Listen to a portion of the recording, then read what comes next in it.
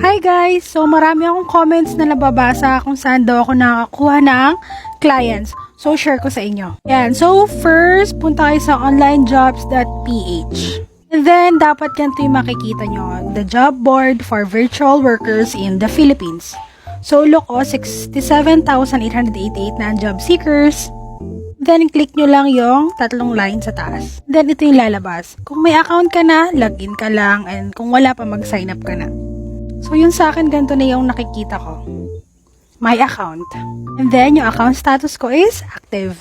And then, for example, magsasearch ako ng virtual assistant. And it will give me 1,000 plus jobs results.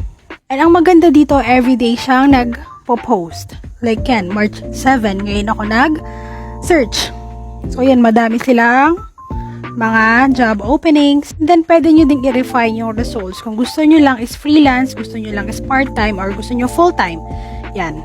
And then, ito pa yung ibang mga results from virtual assistant na search.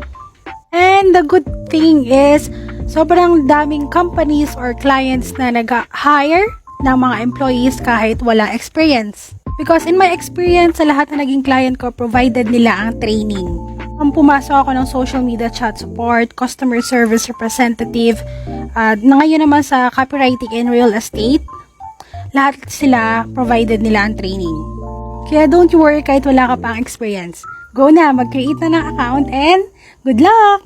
Kung may questions pa kayo about freelancing, comment lang kayo and then follow for more.